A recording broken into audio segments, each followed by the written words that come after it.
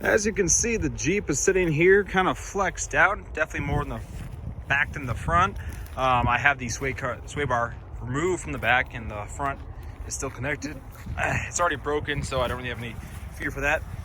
And as we can see, a couple things I need to address here. Number one, it does still rub in this pinch area here, and off-road it smacks in there somehow. That's pretty impressive work. We also have no bump stops because that's a factory bump stop location. And as you can see, there's not even a foam attempt to have a bump stop, but I think some longer ones, longer shocks, maybe even a coil spacer. As you can see, this is disconnected completely, will allow this thing to be much better.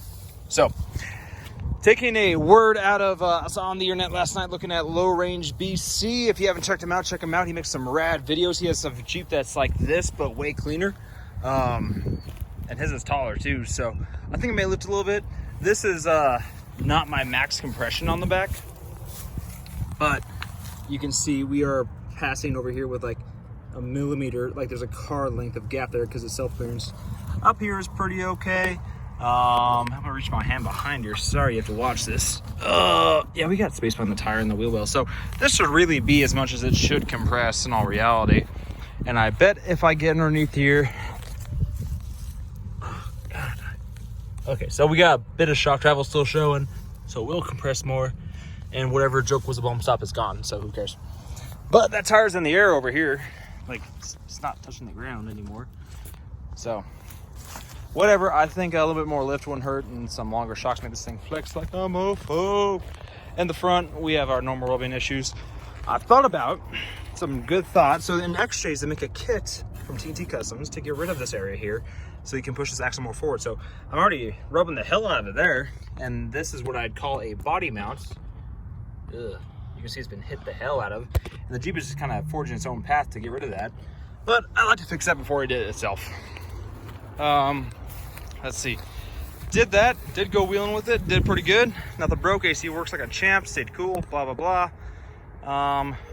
One thing I did add to it, actually did some work and spent some money, is I added, let me just move this branch, and this branch too.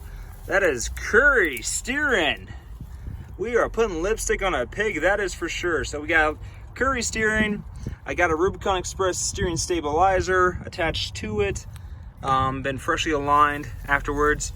This sway bar link over here is a bit knackered, as you can tell. Got a good bend to it. You can't see it from the single, but it's bent to holy hell and back. I do have a lot of noise, and I think my lack of steering between the puking steering gear is also a tribute to this Rubicon Express HD track bar, which I can't say I terribly approve of. It's not holding together too well. It's only been on there for maybe a month, maybe two, and then I haven't really beat the hell out of this thing quite yet. I mean, just my normal amount of use, and it's not holding together. Also found a great thing. All the noise in the Jeep is right there in that joint. This thing is shot. Maybe I can, that really did, you heard a little noise there. Didn't do it justice. This thing makes a hell of a lot of noise, so got that issue. New joint, Curry's apparently will bolt up to it. Last video I was going on about JK axles, and I bought a rear, really considered a front, and now I'm just like, meh, I'm just gonna do a high opinion and C-couple in air and call it a day. I don't care enough. This thing is too cheap to really invest that much money. So anywho, that's just my short part 3 as to the stats of said ZJ. Lots of things to do. It's gonna be around for a while. I have looked at JK's and JL's to buy a new Jeep, and I'm like, I don't really like a $600 a month car payment. I really like my $40 a month for insurance for this thing, so we're gonna hang on to it. Plus it's a V8, so can't go wrong there. So that's the scoop. Once again, Low Range LC Canada. I'll put their link in the description. They have videos that are made much better than mine, and he goes out and has good videos of these things being used and the full build series and blah blah blah. Check him out. But this is my little heap, and this is what I've done to it. Thank you for watching, and also mercy on your soul. Have a good night.